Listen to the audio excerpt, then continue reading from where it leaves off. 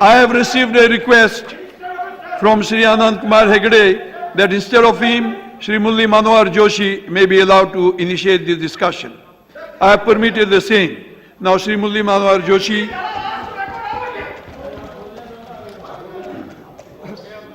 Now please don't disturb him, please. You had your time, now please don't disturb the house. Please, Mr. Manohar Joshi. जलवायु पर, पर्यावरण पर, वैसे तो सारे विश्व में बहुत पर्यावरण गर्म हो रहा है, उसका असर आज यहाँ सदन में भी दिखाई दिया कि यहाँ का भी पर्यावरण कुछ गर्म हो गया। ये बहुत खतरे की बात है। जैसा कि दुनिया का पर्यावरण गर्म होने पर काफ़ी संकट है, अगर सदन में भी इसी तरह से गर्मी बढ़ती रहेगी तो जनतंत्र के लिए संकट खड़ा हो जाएगा। तो मेरा अनुरोध है कि इस पर्यावरण के मामले पर बहुत गंभीरता से विचार करें। पर्यावरण के संबंध में कुछ तो शॉर्ट टर्म सवाल हैं और कुछ लॉन्ग टर्म।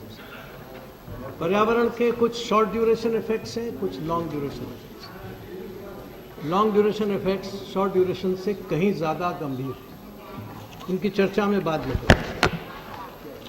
पहली बात तो ये ह्यूमन डेवलपमेंट रिपोर्ट 2007-2008 ये शुरू ही करती है कि दुनिया गर्म हो रही है, वर्ल्ड इज़ वार्मिंग, और ये संदेह किया जा रहा है कि अगर इस रफ्तार को, जिस रफ्तार से विश्व का पर्यावरण का तापमान बढ़ रहा है, अगर उसको नियंत्रित नहीं किया गया तो ये भी संभावना है कि 2100 के अंत तक, अर्थात शताब्दी के अंत तक 5 डिग्री से भी आगे बढ़कर तापमान बढ़ सकता है। कुछ वैज्ञानिकों का कहना है कि शायद 9 डिग्री तक चला जाए। बहुत खतरनाक बात होगी। 5 डिग्री तक जाने की संभावनाएं तो बहुत लोग करते हैं, लेकिन कुछ वैज्ञानिकों ने इसे, अभी जो नए MIT के रिसर्चर्स आए हैं, उन्होंने इसको बताया है कि शायद 9 डिग्री तक चला जाए। और ये केवल 21वीं शताब्दी का ही सवाल नहीं है, 22वीं 23वीं शताब्दी में भी इसके असर होंगे। और उसका एक कारण ये है कि आज जो कुछ हो रहा है वो आज से जो 150-200 साल पहले हुआ था पर्यावरण में, उसका असर है।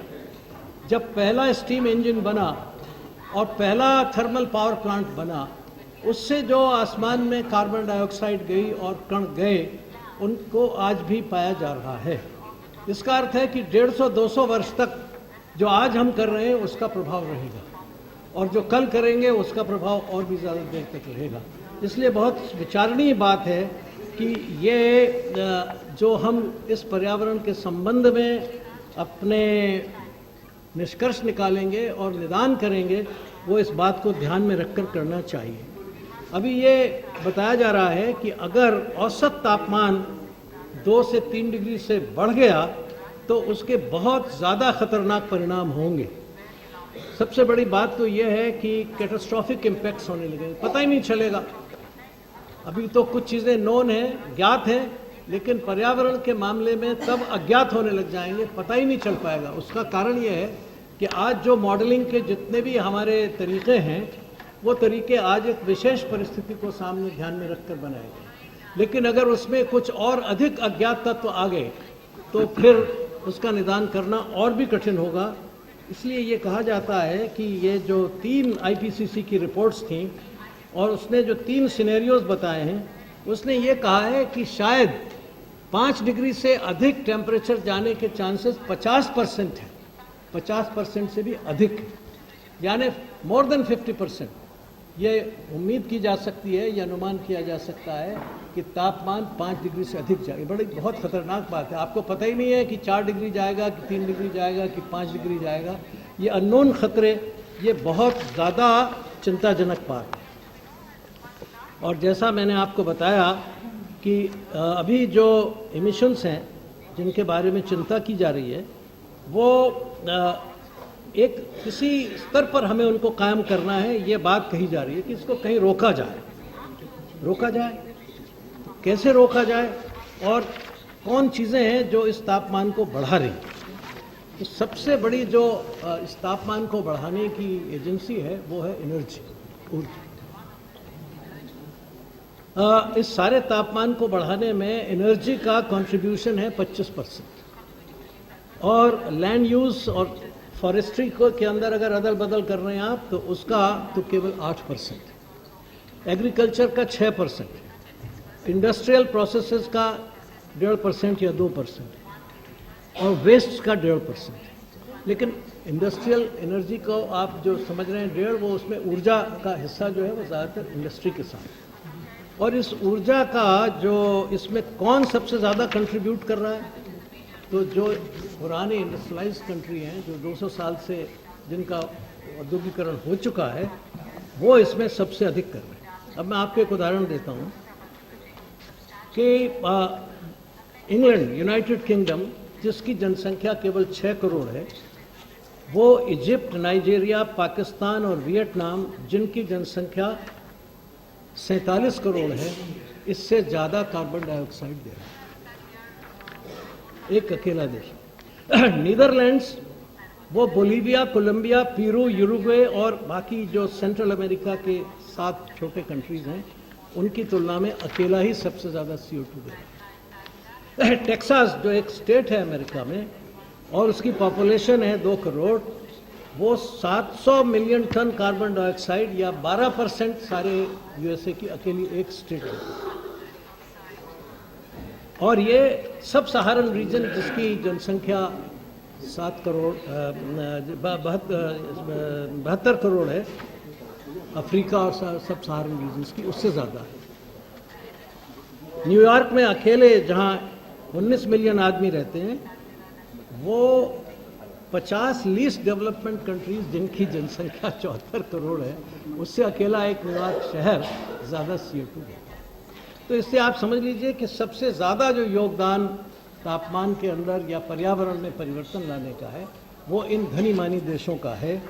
और वो आप देखें, आज स्थिति ये हो गई है कि 1.6 बिलियन 160 करोड़ लोग ऐसे हैं, जिसमें से 70 करोड़ लोग साउथ एशिया और सब सहारन रीजन में रहते हैं, जिनके पास बिजली नहीं, एनर्जी नहीं। ईस्ट एशिया में 22 करोड़ लोग रहते हैं, सब सहारन अफ्रीका में 54 करोड़ लोग रहते हैं। अब ये स्थिति है, अगर आप देखें कि ऊर्जा के डिस्ट्रीब्यूशन की, कि हमारे पास इतने लोगों के पास अभाव है, इतनों के पास ऊर्जा नहीं है, बिजली नहीं है। हमारे अकेले देश में the number of people in India living without access to electricity is around 500 million. 50 crore लोग ऐसे हैं। हमेशा हमारे यहाँ बड़ा रूरल इलेक्ट्रिफिकेशन और इन सब की हम रोज़ बहुत यहाँ आंकड़े मिलते हैं हमको कि इतने गाँवों में बिजली हो गई, इतनी हो गई। लेकिन अगर आप बिजली का मतलब समझते हैं कि तार लग गए और खंबे लग गए, तो ज़रूर लग गए, लेकिन बिजली मिलती नहीं है। Electricity is not available, energy is not available. ये अगर ऊर्जा नहीं है तो विकास नहीं होगा, आप बार बार कहते रहते हैं। और दुनिया में 1.4 बिलियन पीपल हैं जिनके पास आजकल की ऊर्जा सेवाएं नहीं है, किसी भी प्रकार की नहीं। ये दयनीय स्थिति है कि 6 बिलियन लोगों में से यानी 1/4 लोगों के पास ऊर्जा का स्रोत नहीं है। ये ऊर्जा गई कहाँ? ये सब ऊर्जा उन लोगों ने दी। वो जो 8-10 दुनिया के ये बड़े देश हैं, कुल मिला के बड़े और छोटे विकसित देश 20 के लगभग हैं, इनके पास सारी ऊर्जा है, इनके पास सारे स्रोत हैं प्राकृतिक, इस पर उन्होंने कब्जा किया हुआ है और इसलिए वहाँ ये बाकी के देशों में ऊर्जा का अभाव है। अब ये कहा जा रहा है कि साहब ठीक है, ऊर्जा तो गड़बड़ हो गई, पर्यावरण में तो विकृति आ गई, अब इसे ठीक करेंगे। ऐसा करते हैं कि आप अपने यहाँ पेड़ उगाइए और कार्बन आप अपने यहाँ ज़्यादा पैदा कीजिए ताकि वो आपको कार्बन डाइऑक्साइड एब्जॉर्ब कर ले और हमें कार्बन डाइऑक्साइड बनाने दीजिए और आपको हम पैसा दे देते कि आप पेड़ और लगाइए, आप तो कार्बन डाइऑक्साइड एब्जॉर्ब करिए, आप तो उसका सिंक बन जाइए और हम कार्बन डाइऑक्साइड पैदा करते हैं। ये आजकल जिसको विकसित देश हैं, जो आज सारे इस कोपेनहेगन और उसके पहले की जितनी भी ये हमारी चिंताएं हैं और जो समस्याएं हैं जिन संस्थाओं के सामने, वो केवल इसी बात पर आधारित हैं मूलतः कि हमें ऊर्जा उत्पादन करने दीजिए, हमें अपना उत्पादन करने दीजिए, आप बाजार बने रहिए हम बिजली आप पैदा करते रहें, आप उसको खरीदते रहिए, हम कार्बन डाइऑक्साइड देते रहें, आप अपने अफॉरेस्टेशन करते रहिए, आपको विकास करने की ज़रूरत नहीं, वो तो हम कर ही रहे हैं। आप हमारा विकास और आपका विनाश ये दोनों साथ साथ चलता है। ये जो आज एक विशेष बात आके खड़ी हो गई है इस पर्यावरण के कारण से, इसको हमें समझने की ज़रूरत है। ये बहुत ख़तरनाक चीज़ है। और मैं आपको ये भी कहता हूँ कि अगर ये बात सच भी मान ली जाए कि हम अपने यहाँ ज़्यादा फॉरेस्टेशन करके और ज़्यादा कार्बन एब्जॉर्ब करें, तो विज्ञान का विद्यार्थी होने के नाते मैं कह सकता हूँ कि कुछ दिनों के बाद जब एक सीमा से अधिक हमारे यहाँ कार्बन एब्जॉर्प्शन हो जाएगा तो फिर ये लॉ ऑफ डिमिनिशिंग रिटर्न की तरफ जाएगा, फिर उसकी एब्जॉर्प्शन कैपेसिटी कम हो जाती, फिर नहीं करेगा वो एब्जॉर्प्शन। यानी कुछ दिन तक हमें पैसा दे देंगे, कुछ दिन तक हमारे यहाँ कार्बन डाइऑक्साइड का एब्जॉर्प्शन होता रहेगा और उसके बाद फिर हम वहीं फटेहाल के फटेहाल, क्योंकि हमारे पास कोई रास्ता नहीं बचेगा। ये दरअसल जो डेवलपमेंटल मॉडल है पश्चिम का, उसका ये बहुत बड़ा दुष्परिणाम है। मुझे याद आता है कि जब देश आज़ाद हुआ था तब महात्मा गांधी से ये किसी ने पूछा था कि अब आप आज़ाद हो गए हैं तो अंग्रेज़ों ने जिस तरह से अपना विकास किया है क्या आप उसी तरह से अपना विकास करेंगे? तो महात्मा गांधी ने बहुत अच्छी बात कही। उन्होंने ये कहा कि आधी दुनिया को लूट के तो इंग्लैंड धनी बना है, कितनी दुनियाओं को लूट के हिंदुस्तान धनी बना है? How many planets? आधी दुनिया लूट के अगर इंग्लैंड बन सकता है तो इंग्लैंड से उस समय हम 7 गुनी हमारी जनसंख्या थी, तो कम से कम हमें 3.5 दुनिया तो लूटनी पड़ेगी। आज जो स्थिति है वो ये है कि अगर हर आदमी उसी तरह से विकास करना चाहे, यानी वैसा ही कार्बन फुटप्रिंट देना चाहे जैसा कि डेवलप्ड कंट्रीज हैं, तो उसके लिए 6 दुनिया लूटनी पड़ेगी, 6 प्लैनेट्स। कितनी लूट मचाई जाए, कितने लोगों को गरीब बनाया जाए, कितने सारे प्राकृतिक साधनों को लूटा जाए, कितना इमिशन दुनिया में दिया जाए। 6 प्लैनेट्स कहाँ से लाएंगे? एक दुनिया तो बचानी मुश्किल है, 6 प्लैनेट्स। भारत इसके विश्व के अलावा और है कहाँ रिसोर्सेज? उसी की खोज चल रही है ना कि आज चंद्रमा में देखो क्या मिल रहा है, मंगल में देखो क्या मिल रहा है। अब ये बताया जा रहा है कि और दूसरी दुनियाओं में जाके रहिए, वो बहुत अच्छा है, वहाँ बहुत साधन मिलेंगे। जब मिलेंगे तब मिलेंगे। हम अपनी दुनिया की बात कर रहे हैं, हमें इस दुनिया की बात करनी है। यहाँ क्या होगा आने वाले 100, 200, 300 सालों में, क्या होगा हमारी अगली पीढ़ी के लिए, क्या होगा? ये सब कहना बहुत हास्यास्पद है कि आप उसी डेवलपमेंटल मॉडल से विकास कर सकते हैं। सभापति जी, मैं मंत्री महोदय को चेतावनी देना चाहता हूं और उनके माध्यम से सरकार कि जब तक आपका ये विकास का मॉडल रहेगा, जब तक आप पश्चिमी तरीके पर दुनिया का विकास करने के लिए चलेंगे, तब तक पर्यावरण की समस्या हल नहीं होगी। मानव जाति के लिए उसके अस्तित्व की समस्या खड़ी हो जाएगी। आप देखिए कैसा हाहाकार आजकल मचा हुआ है सारी दुनिया में। उसको तो एक विचित्र स्थिति पैदा हो। 16% लोग दुनिया में, 16%, 80% सारी दुनिया के संसाधनों पर, सारी दुनिया के उत्पादन पर और सारी दुनिया के उपभोग पर स्वामित्व रखते हैं। पानी के लिए हाहाकार मचा हुआ है। आधी दुनिया के पास पीने का पानी नहीं, और अगर ये ग्लोबल वार्मिंग हुआ तो उससे क्या क्या चीज़ें होंगी, कितना और हमारे देश के अंदर और विश्व के अंदर समस्याएं पैदा होंगी, उसका एक छोटा सा संक्षेप में मैं आपको बता देना चाहता हूँ।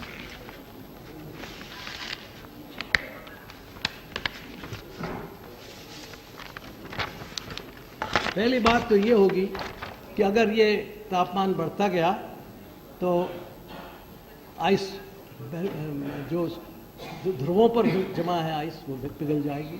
उसके क्या परिणाम होंगे? अब ये कहा जा रहा है कि जितने असेसमेंट थे उससे दुगने तिगुने सी लेवल में राइज होगी। बम्बई का क्या होगा, चेन्नई का क्या होगा, गोवा का क्या होगा, मालदीव्स का क्या होगा, अंडमान निकोबार का क्या होगा, आइसलैंड का क्या होगा, हमारे पशुओं की प्रजातियों का क्या होगा, खेती का क्या होगा? फूड प्रोडक्शन में आज भी कहा जा रहा है कि कमी हो रही है, और ये कमी अगले आने वाले 10-20 सालों में 8 से 6% तक हो जाएगी। 2020 तक इससे भी ज़्यादा हो जाएगी। देश की 51% भूमि वो इस पर्यावरण से प्रभावित हो गई।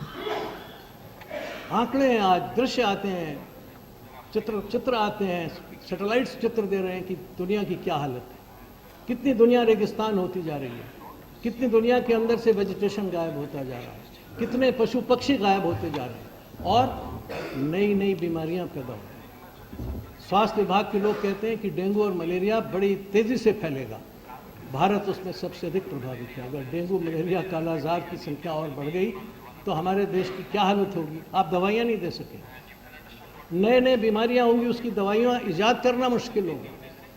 पेटेंट का कानून जो बनाया जा रहा है और जैसा बना हुआ है उसमें आप कुछ नहीं कर सकेंगे। ये एक फिर से कॉलोनाइज करने की आपको सारी स्कीम्स चल रही हैं, इधर कहाँ आपका ध्यान है।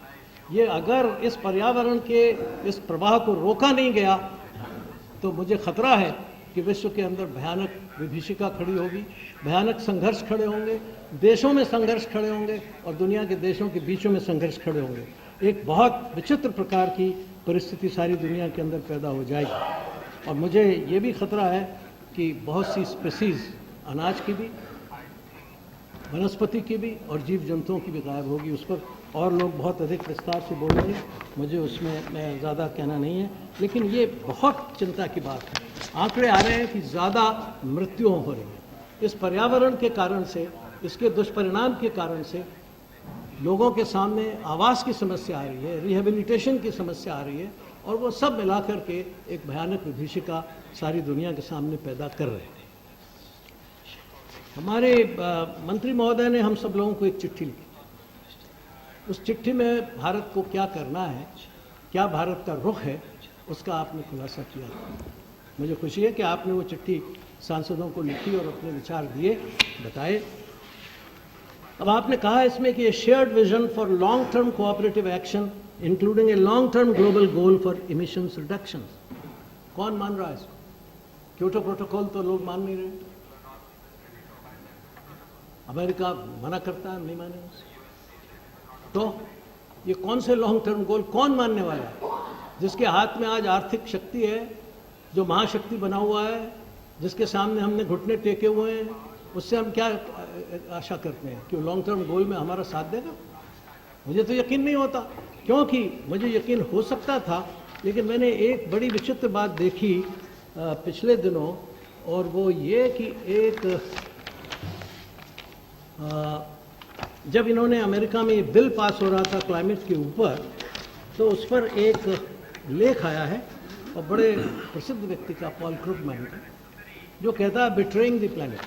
वहाँ क्या हुआ था कि ये बिल जब रखा गया तो बिल तो पास हो गया, लेकिन जो बिल के विरोधी थे उन्होंने क्या बात कही और उनको कितनी प्रशंसा मिली। मैं पूरा नहीं पढ़ता, लेकिन खाली इतना ही पढ़ता हूँ। But if you watch the debate on Friday, ये जून की बात है, you didn't see people who have thought hard about a crucial issue and are trying to do the right thing. What you saw indeed were people who show no sign of being interested in the truth.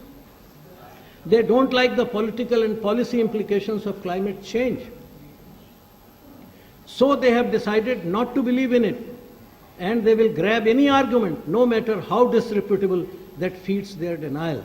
Indeed, if there was a defining moment in Friday's debate in America, it was the declaration by Representative Paul Brown of Georgia that climate change is nothing but a hoax created by science. ये उनकी चिंता है, और उनको जितनी प्रशंसा मिली, फिर वो आगे कहता है, I perpetrated out of the scientific community, I would call this a crazy conspiracy theory, but doing so would actually be unfair to crazy conspiracy theorists. After all, to believe that global warming is a hoax, you have to believe in a vast cabal consisting of thousands of scientists, a cabal so powerful that it has managed to create false records on everything from global temperature to Arctic ice. ये अगर उनका दृष्टिकोण है तो क्या हम उनसे ये आशा करें कि वो किसी भी विकसित देश के लोग इन विकासशील देशों के लिए जो अपराध उन्होंने आज से 200 साल से करते चले आ रहे हैं, उस अपराध की वो सजा पाना चाहेंगे, उससे मुक्ति पाना चाहेंगे, उसका प्रायश्चित करना चाहेंगे? बिल्कुल नहीं, इस पर भरोसा नहीं किया जा सकता। फिर आगे कहता है, still is it fair to call climate denial a form of treason? Is it in politics as usual? Yes, it is. And that's why it is unforgivable. Do you remember the days when Bush administration officials claimed that terrorism posed an existential threat to America, a threat in whose face normal rules no longer applied? That was hyperbole, but the existential threat from climate change is all too real. इसमें सारे rules लगने चाहिए. Terrorism का threat हो जाए तो सब rules फेंक दो. क्लाइमेट चेंज की विभीषिका आए, सारा विश्व प्रभावित हो जाए और आपके अपराध से प्रभावित हो जाए, तो फिर इसके लिए हमको दबाया जाए, इसके लिए हमसे कहा जाए कि आप अपने एमिशंस कम कीजिए, इसके लिए हमसे कहा जाए कि आप अपनी विकास की रफ्तार को कम कीजिए. ये गहरे सवाल हैं. इसके ऊपर आपको बहुत चिंता के साथ बात करनी होगी और मेरा अपना ख्याल है कि हमें कोपेनहेगन में इस बारे में बहुत डटकर हमें बातें कहनी होंगी. वरना हम अगर दबे वहाँ और अगर हम वहाँ थोड़े से भी झुके तो हम हमारी आगे आने वाली पीढ़ियों का सारा जीवन हम नष्ट करेंगे. हम अपराधी होंगे अपने आने वाली पीढ़ी के लिए, जैसे आज भी है. इन 60 सालों में भी जो कुछ हमने किया है, माफ़ कीजिए, जिस रास्ते पर हम देश के विकास को ले गए हैं, भले ही हमारा एमिशन बहुत कम है, इसमें कोई शक नहीं, लेकिन फिर भी हम अभी बचे हुए हैं. अगर आपने इस रास्ते को तेज़ी से पकड़ा तो ज़रा विचार कीजिए कि अगर इस देश का हर व्यक्ति उतना ही एमिशन करना लगे जितना अमेरिकन प्रति व्यक्ति कर रहा है, हमसे 16 गुना 17 गुना अधिक कर रहा है, तो दुनिया की क्या हालत होगी, हमारी क्या हालत होगी. अगर अकेला बांग्लादेश ही उतना करना लग जाए तो क्या हालत हो. क्या ये विकास का मॉडल सस्टेनेबल कंजम्पशन दे सकता है? क्या ये सब लोगों को डिग्निफाइड जीवन दे सकता है? क्या ये सब लोगों को रोटी, कपड़ा, मकान, पानी, दवाई दे सकता है? अगर सिर्फ 16% लोग आज सारी दुनिया के साधनों पर हावी हों, अगर 2 बिलियन लोग $2 के ऊपर भी प्रतिदिन गुजारा नहीं कर पा रहे हों, तो ये विकास का मॉडल हमें कहाँ ले जाएगा. मैं आपको कहना चाहता हूँ कि इसके बारे में बहुत गंभीरता से आप विचार करें. हमारे विज्ञान के कुछ लोगों की भी कॉन्फ्रेंसेस हुई थी, उसमें कहा गया, विचार हुआ कि भाई इसको कैसे समझाया जाए आम जनता को. बड़ी अच्छी बात थी.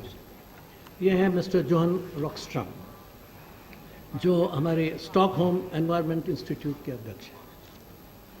वो कहते हैं the financial crisis happen because we allowed housing loans way beyond the stock levels that were available. Similarly, we are subsidizing our living standards to a level which the planet cannot afford. आपने वहाँ housing के अंदर loan दिए जो आपके bank में जितना पैसा नहीं था उससे ज़्यादा. नतीजा आपकी इकोनॉमी कोलैप्स कर गई.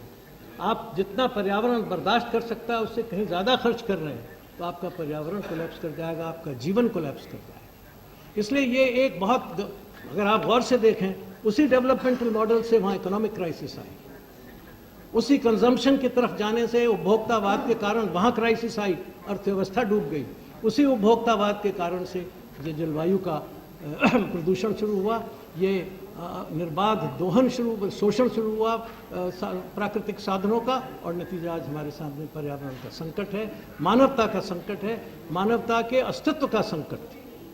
इसलिए पहली बात सोचने की ये है कि जिस अर्थव्यवस्था ने, जिस टेक्नोलॉजी ने, जिस उत्पादन की व्यवस्था ने, जिस मार्केट सिस्टम ने, मार्केट पर डिपेंडेंस ने आज ये हालत पैदा की है, और दोनों तरफ आर्थिक और क्लाइमेटिक, वो उसके बारे में गहराई से वहाँ विचार होना चाहिए.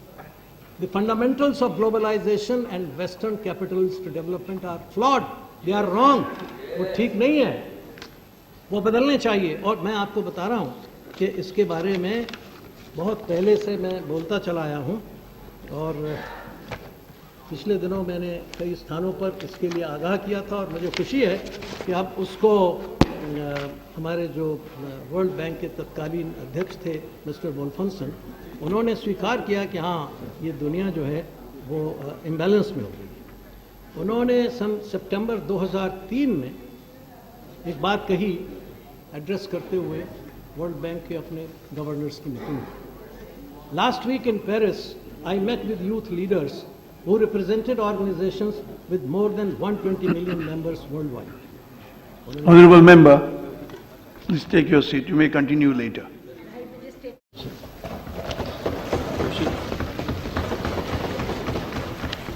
Shri Mulli Manohar Joshi to continue.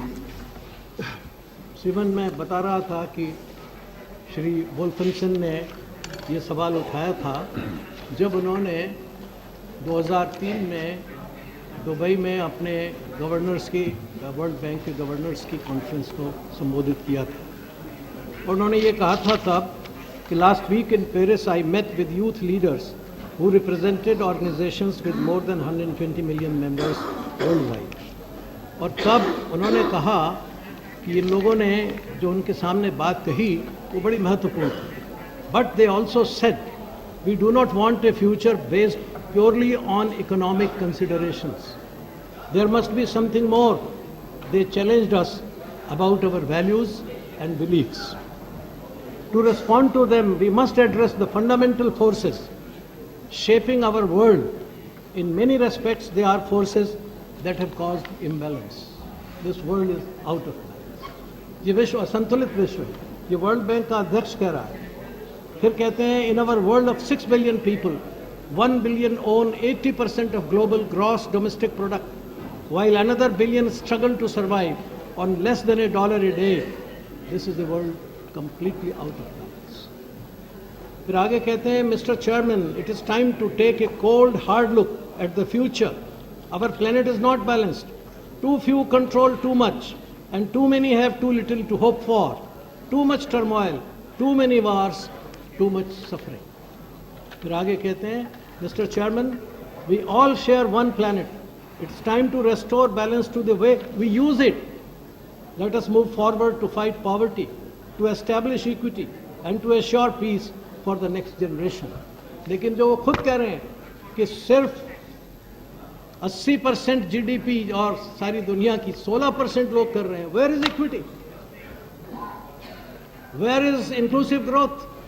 आपके इस देश में कहाँ है इंक्लूसिव ग्रोथ? और क्लाइमेट चेंज इसको, इस इंक्लूसिविटी को तो बिल्कुल नष्ट कर देगा, एक्सक्लूसिविटी बढ़ा देगा. अगर यहाँ सिर्फ 20% लोग डेवलप्ड हैं और 80% लोग अंडर डेवलप्ड हैं, अनडेवलप्ड हैं. आपकी रिपोर्ट्स आफ्टर रिपोर्ट्स कह रही हैं बिलो पॉवर्टी लाइन लोगों की संख्या बढ़ रही है, आपकी रिसोर्सेज घट रहे हैं, आपकी प्रोडक्टिविटी घट रही है. तो कहाँ, कौन सी, किस दुनिया की बात कर रहे हैं? कौन इक्विटी लाना चाहता है? क्या ये वेस्टर्न कंट्रीज इक्विटी लाना चाहते हैं? क्या ये दुनिया को बराबर से देखना चाहते हैं? आज कहा जा रहा है कि प्लैनेट के ऊपर जो सारा एटमॉस्फेयर है वो दुनिया की संपत्ति है, सबको शेयर करना चाहिए. आज तक इन 200 सालों में तो सिर्फ आपने शेयर किया है इसमें. और आपने जो आज अपराध किए हैं उसका खमियाजा नहीं भुगतना चाहते, दंडित नहीं होना चाहते. दंडित तो दूसरी बार प्रायश्चित भी नहीं करना चाहते, उल्टे हमको उपदेश देते हैं. मंत्री जी, मैं आपसे स्पष्ट कहना चाहता हूं कि ये जो आज सवाल है सारी दुनिया के अंदर सिर्फ जलवायु से संबंधित नहीं है. ये व्यापक सवाल है, ये डेवलपमेंटल मॉडल का सवाल है, ये टेक्नोलॉजी का सवाल है, ये मार्केट को रिप्लेस करने का सवाल है. क्या मार्केट फोर्सेस सारी दुनिया को चलाएंगे? क्या प्रोडक्शन की टेक्निक्स मार्केट ओरिएंटेड होंगी? आपने अपनी चिट्ठी में लिखा है कि आप चाहते हैं कि enhanced action on technology development and transfer to support action on mitigation and adaptation. कौन टेक्नोलॉजी आपको देगा?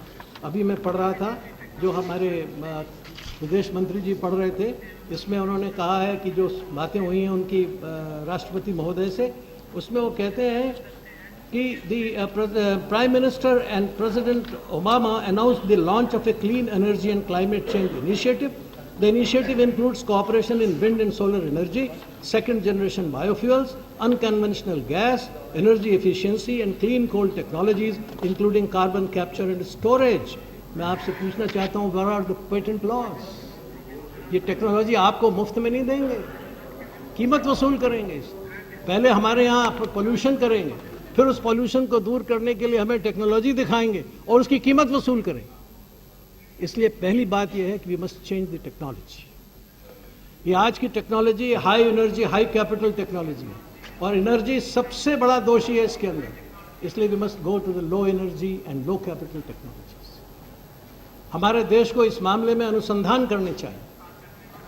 सोलर एनर्जी के बारे में मुझे बहुत आशा है कि अगर उसको ठीक ढंग से काम कराया जाएगा तो हमारे देश के लिए एक बहुत आत्मनिर्भर ऊर्जा देने वाली, क्लीन ऊर्जा देने वाली एक शक्ति है. दुनिया की सारी ऊर्जा सूर्य से आती है और सूर्य से सबसे अधिक ऊर्जा प्रति स्क्वायर किलोमीटर हमारे देश को मिलती है। सोलर कांस्टेंट हमारा सबसे ज़्यादा है। उसका उपयोग कीजिए, लेकिन नहीं करेंगे, उसकी तरफ ध्यान नहीं देंगे। ध्यान काय के लिए देंगे? बाहर से क्रूड ऑयल मंगाने के लिए, गैस बेस्ड, थर्मल बेस्ड। आप कहाँ थर्मल, जो आपके प्लांट्स आज चला रहे हैं आप थर्मल बेस पर, उसके लिए कोयला इंपोर्ट कितने टन करेंगे? और अगर 2030 में देखेंगे तो 1400 मिलियन टन आपको कोयला इंपोर्ट करना पड़ेगा। कहाँ से? मेरा सवाल यह है कि इस पर विचार कीजिए, पूरे डेवलपमेंटल मॉडल को बदलिए। सस्टेनेबल डेवलपमेंट के बजाय सस्टेनेबल कंजम्पशन। आज ऐसा विकास का मॉडल चाहिए जो दुनिया के हर आदमी को एक रीजनेबल डिग्निफाइड लिविंग की अपॉर्चुनिटी दे सके, उसको मकान, कपड़ा, दवाई, भोजन और आगे आने की सुविधाएं अवसर करा सके।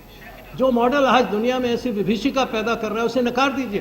डट कर कहिए कोपेनहेगन में कि आपके डेवलपमेंट मॉडल से सारी दुनिया का नुकसान हुआ है, दुनिया में गरीबी बढ़ी है, बीमारी बढ़ी है, बेरोजगारी बढ़ी है, हाहाकार बढ़ा है, पानी और अनाज का संकट बढ़ा है। इसको बदलिए। भारत को इस मामले में नेतृत्व करना चाहिए। भारत वो देश है जहाँ ऋग्वेद से लेकर आज तक पर्यावरण के बारे में बहुत कुछ कहा गया। अथर्ववेद का पृथ्वी सूक्त पढ़कर उनको सुनाइए। हम आज से नहीं, हजारों साल से बोल रहे हैं, माता भूमि पुत्रो पृथ्वी हम। और आज स्टॉकहोम में, एम्स्टर्डम में पिछले 5-6 साल पहले वैज्ञानिकों ने यही कहा है कि this earth is a living system, it is not a dead space ship. एक स्पेसशिप नहीं है कि जिसमें हम चक्कर लगा रहे हैं, it is a living plan. इसके अंदर वही सब तत्व हैं जो एक लिविंग ऑर्गेनिज्म में होते हैं। जैसा मेरा जीवन है वैसा इस प्लेनेट का जीवन है। इसे बिल्कुल आप एक निर्जीव प्राणी समझकर, निर्जीव और इनर्ट समझ करके इसके साथ व्यवहार मत कीजिए। इसको एक चैतन्यमयी माँ मानकर इसके साथ व्यवहार कीजिए। और अगर आप पृथ्वी को अपनी माँ मानते हैं, जैसा कि हम भारतवासी मानते हैं, तो फिर कोई अपनी माँ के साथ बलात्कार नहीं कर सकता। माँ का दूध तो पिया जा सकता है, पर माँ का खून नहीं पिया जा सकता। इस पश्चिमी मॉडल ने इस पृथ्वी का, पर्यावरण के खून पीने का एक शोषणकारी मॉडल दिया है। हम उसको नकारते हैं और हम दुनिया से कहना चाहते हैं कि अपनी लाइफ स्टाइल को बदलिए। हमारी आवाज़ होनी चाहिए कि पश्चिमी लोगों को अपना कंजम्पशन खत्म करना चाहिए, बदलना चाहिए। और जिन लोगों को उन्होंने लूट मचा करके ये अपना सारा जीवन आज यापन किया है, उसका कम से कम ब्याज तो वापस कर देना चाहिए। अगर मूल वापस नहीं कर सकते हैं तो उनको कहना चाहिए कि आपको शर्मिंदा होना चाहिए पहले कि आपने सारी दुनिया पर अत्याचार किया है। अभी अत्याचार और दिनों तक नहीं चलेगा। दुनिया के 5.5 बिलियन लोग खड़े हो रहे हैं इन 1.5 बिलियन लोगों के खिलाफ। और जलवायु के इस पर्यावरण के सवाल ने आज मौका दिया है कि भारत उन तमाम बेसहारा लोगों का, उन तमाम हाहाकार मचाते लोगों का नेतृत्व करे। आपको अवसर मिला है, मुझे खुशी होगी अगर प्रधानमंत्री वहाँ जाएं और दुनिया के सामने ये बताएं कि भारत बेसहारा लोगों का नेतृत्व करेगा। भारत सारी दुनिया में इक्विटी लाएगा। भारत सारी दुनिया के लोगों को एक reasonable level of dignified existence के लिए रास्ते दिखाएगा। मुझे खुशी होगी, हम उसमें आपका साथ देंगे। लेकिन अगर आपने डेवलपमेंटल मॉडल का वही राग अलापा और आप उन्हीं के साथ चलते रहे और उसी में कुछ सुधार करते रहे, कुछ नहीं होगा। और मुझे एक आपसे बात कहनी है, वो आपसे व्यक्तिगत। मुझे बताया गया कि आपने अमेरिका में किसी भाषण में ये कहा था कि Yankees go home but take us with you. अगर ये सच है तो मुझे शर्म है, अगर ये गलत है तो मैं सुनना चाहूँगा। यांकी जाएं अपने देश, मुझे कोई आपत्ति नहीं है, वो दुनिया में कहीं भी जाएं, मगर आप उनके साथ मत जाइए। इस विभीषिका को लाने वालों के साथ आप अपने को मत जोड़िए। आप भारत के साथ रहिए, आप उनके साथ मत जाइए। ये कह के मैं अपना वक्तव्य समाप्त करता हूं। Thank you, Shri